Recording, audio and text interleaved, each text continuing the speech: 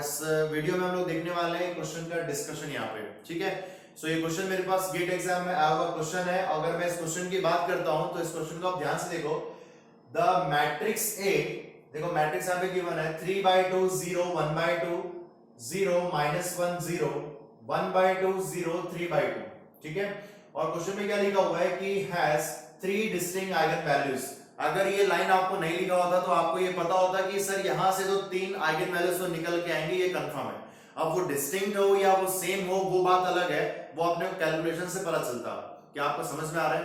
तो मैट्रिक्स आपके पास 3x3 का मैट्रिक्स है, और मैंने जब आइगन वैल्यूज की पहले भी बात की हुई है, तो जो भी ऑर्डर का मैट्रिक्स होगा उसी नंबर ऑफ आइगन वैल्यूज आपको वहां से मिलेंगी।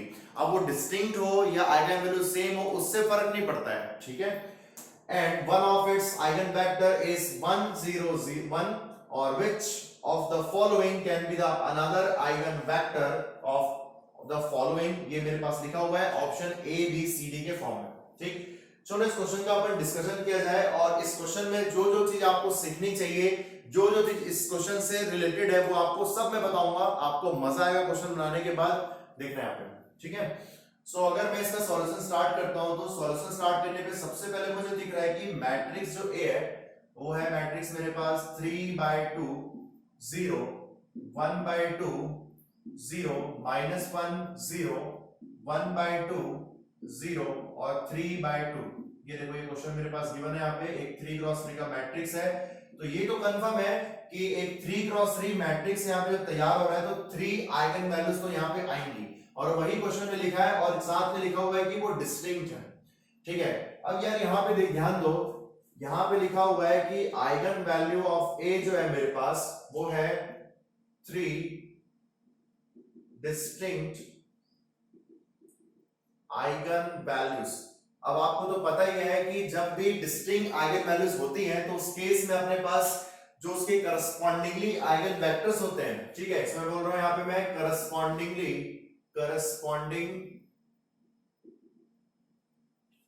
3 आइगन वेक्टर्स आर इंडिपेंडेंट। तो आपको ये चीज सीखने को यहाँ पे मिल रहा है कि भाई यहाँ पे 3 आइगन वैल्यूज हैं और सबके सब डिस्टिंक्ट है, जैसे मैंने आपको पहले भी बताया हुआ है। तो यहाँ पे आपको जो आइगन वेक्टर्स मिलेंगे करस्पॉन्डिंग टू 3 आइगन वैल्यूज, वो सारे के सारे इंडिपेंडेंट होंगे, या आप लिख सकते हो यहाँ पे आर लीनियरली इंडिपेंडेंट। ये भी आप लिख सकते हो लीनियरली इंडिपेंडेंट। ठीक है, अब अपने को उसमें से एक आइगन वेक्टर यहाँ पे ऑलरेडी गिवन है, और वो है 1 0 1, और आपको फाइंड करना है कि कौन सा दूसरा आइगन वैल्यू यहाँ पे पॉसिबल है इस ऑप्शन के अकॉर्डिंग। ठीक है, अगर मैं इस फिगर को देख रहा हूं, अगर मैं इस मैट्रिक्स को देख रहा हूं, यहाँ पे जो मैट्रिक्स मेरे पास बना हुआ है, अगर मैं इस मैट्रिक्स को यहाँ पे देख रहा हूं तो लिखा हुआ है मैट्रिक्स ए, यहाँ पे ये लिखा है मैंने 3/2 0 1/2 0 1/0 1/2 0 3/2। ये पूरे मैट्रिक्स आप ध्यान दिए होंगे, तो ये मैट्रिक्स एक्चुअल में आपको पता है क्या है? सिमेट्रिक मैट्रिक्स है। सर ये सिमेट्रिक मैट्रिक्स क्या होता है समझ में नहीं आ रहा है, आपको बता दो ना मैं। देखो अगर बात करूं यहाँ पे सिमेट्रिक मैट्रिक्स का, ठीक है, इसका कॉन्सेप्ट होता क्या है? सिमेट्रिक मैट्रिक्स दो टाइप की चीजें होती हैं, एक होता है सिमेट्रिक मैट्रिक्स और दूसरा होता है मेरे पास एसिमेट्रिक मैट्रिक्स। एसिमेट्रिक मैट्रिक्स, अब ध्यान देना यहाँ पे मैं क्या क्या आपको बता रहा हूं, आपको सीखने मिलेगा कुछ कुछ यहाँ पे।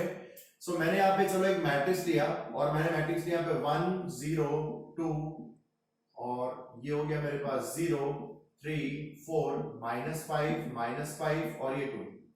ये मैंने एक मैट्रिक्स लिया हुआ है यहाँ पे, और एक और मैंने मैट्रिक्स यहाँ पे लिया हुआ है 1 -1 1 0 0 0 -2 2 4 -4।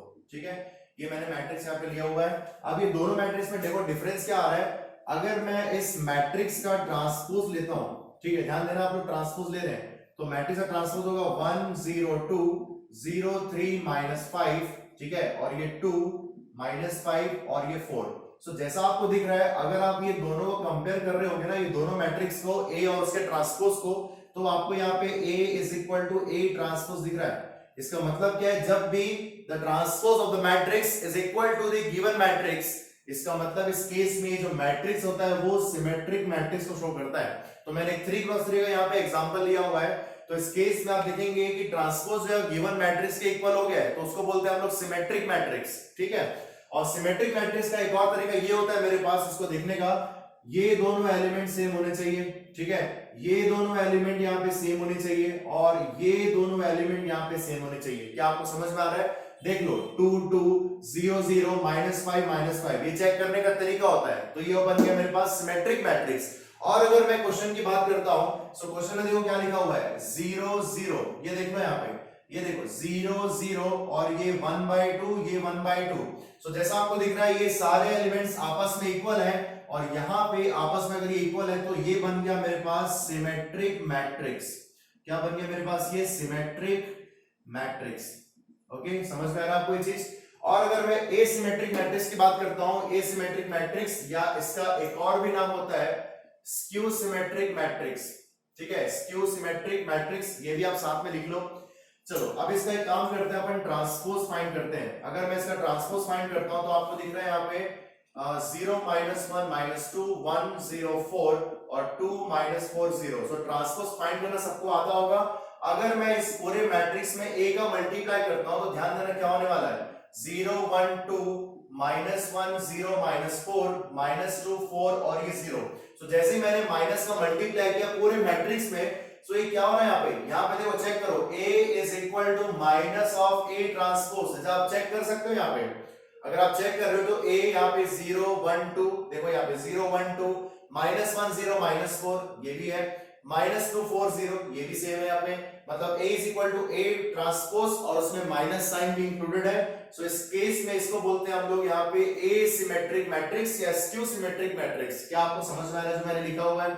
अब इसको चेक करने का एक और तरीका मैट्रिक्स है, देखो ये दोनों एलिमेंट्स यहाँ पे इक्वल होने चाहिए। अब इक्वल तो है एलिमेंट्स लेकिन माइनस साइन के साथ प्रेजेंट है वहां पे। अगर मैं इस वाले पार्ट की बात करूं -2 और ये 2 है, दोनों में इक्वल तो है लेकिन माइनस साइन यहाँ पे फर्क आ रहा है। अगर मैं इसकी बात करता हूं 4 और -4 तो दोनों इक्वल तो है लेकिन माइनस साइन के साथ है। तो चेक करने का ये तरीका होता है सिमेट्रिक मैट्रिक्स और स्क्यू सिमेट्रिक मैट्रिक्स में।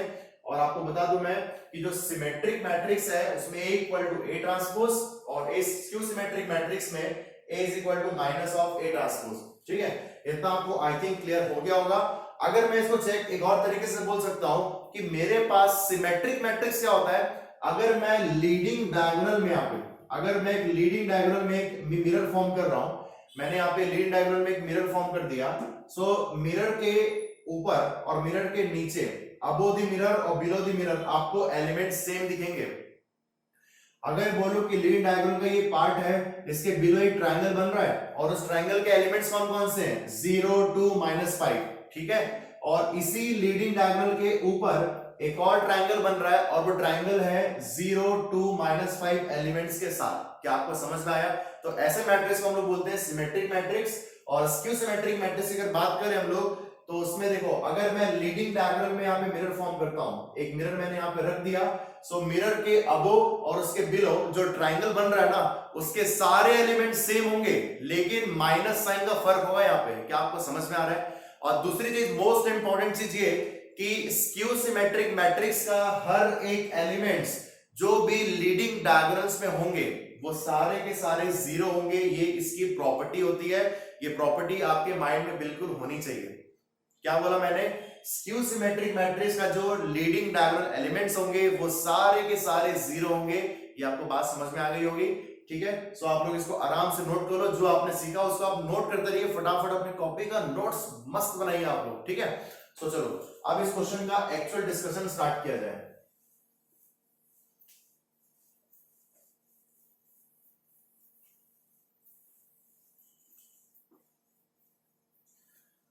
सो क्वेश्चन का मैं यहाँ पे डिस्कशन देख पा रहा हूं, तो ये क्वेश्चन जो है जो मैट्रिक्स गिवन है आपको एक सिमेट्रिक मैट्रिक्स का क्वेश्चन है और यहाँ पे आइगन वेक्टर की बात करनी है। तो मोस्ट इंपॉर्टेंट प्रॉपर्टी मैं यहाँ पे अभी लिखने जा रहा हूं, आप उसको अपने कॉपी में बॉक्स बना के नोट करना, उसमें 3 से 4 स्टार मार्क लगाना जरूर। और वो प्रॉपर्टी ये है कि फॉर सिमेट्रिक मैट्रिक्स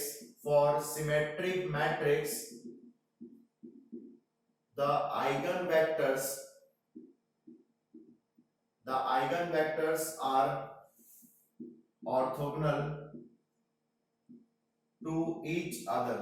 क्या बोला मैंने? Orthogonal to each other. ये मोस्ट इंपॉर्टेंट लाइन है। अगर ये कॉन्सेप्ट आपको पता है तो आप इसका आराम से सॉल्यूशन दे सकते हो। क्या बोला मैंने? For symmetric matrix the eigen vectors are orthogonal to each other. अगर ये केस लिखा हुआ है, अगर ये लाइन लिखा हुआ है तो उसको अगर फॉलो कराएं, सर अचानक से ये माइंड में कैसे आएगा? भाई आपको याद रखना पड़ेगा ना सब चीजें, बहुत सारी प्रॉपर्टीज होती है मैट्रिक्स के लिए, तो इसलिए कि प्रॉपर्टी अगर आपको याद होगी तो आपका आंसर जो है ना सिर्फ और सिर्फ 20 सेकंड में आएगा। ठीक है सर, ऐसा भी तो कर सकते थे ना कि आप यहाँ पे a minus lambda I is equal to 0 निकाल लेते, फिर लैम्डा की वैल्यूज आती है यहाँ पे, एक वैल्यू, दो वैल्यू, तीन वैल्यू, और तीनों वैल्यू से अपन देख लेते कौन सा करस्पॉन्डिंगली 101 है और बाकी दूसरे के करस्पॉन्डिंगली ऑप्शन कौन सा मैच कर रहा है। सर वो भी तो कर सकते हैं, लेकिन यार आप ध्यान दो ना, अगर मैं इस वाले पार्ट को देख रहा हूँ मैट्रिक्स को, सो मैट्रिक्स में देखो जो वैल्यूज लिखी है ना 3/2, 0, 1/2, इससे यहाँ पे अगर आप यहाँ पे कैरेक्टरिस्टिक्स इक्वेशन फॉर्म करोगे तो उतना आसान नहीं रहेगा आपके लिए सॉल्व करना, आपको काफी टाइम लगेगा। तो इसीलिए इस क्वेश्चन में ये सिमेट्रिक मैट्रिक्स था, तो इस सिमेट्रिक मैट्रिक्स को मैंने यूज किया कि भाई इसके जो वेक्टर्स होते हैं आइगन वेक्टर्स वो ऑर्थोगोनल होते हैं ईच अदर। तो इसी प्रॉपर्टी को मैं यहाँ पे यूज कर रहा हूं, और प्रॉपर्टी के अकॉर्डिंग आपको मैंने लास्ट वीडियो अगर आप मेरा देखे होंगे तो उससे मैंने आपको ऑर्थोगोनल वेक्टर्स को डिस्क्राइब किया था। अगर आपने नहीं देखा है तो उसको आप जरूर देखना। और मैंने आपको बताया था कि अगर आइगन वेक्टर जो है आपस में ऑर्थोगोनल होते हैं तो उनका डॉट प्रोडक्ट जो होता है वो 0 होता है। ये मैंने कॉन्सेप्ट आपको कहां से इंट्रोड्यूस किया था? वेक्टर्स के बेसिक में। जब हम लोग वेक्टर पढ़ते हैं तो उसमें डॉट प्रोडक्ट क्या होता है? 0 होता है ना। कब? जब आपस में परपेंडिकुलर होते हैं वेक्टर्स। तो जब वेक्टर्स परपेंडिकुलर है तो उस केस में डॉट प्रोडक्ट जो होगा वो 0 होगा। ठीक है, और उसी कॉन्सेप्ट को मैं यहाँ पे यूज कर रहा हूं। तो ये लिया मैंने x1 ट्रांसपोज और ये x2, ये देखना है यहाँ पे दिस वन,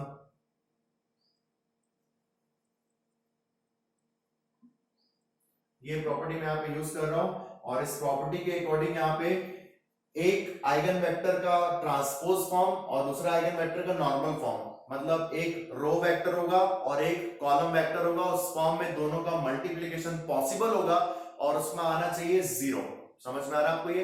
तो भाई अपने पास मैंने लेट अज्यूम किया कि भाई मेरे पास x1 जो है वो है 101।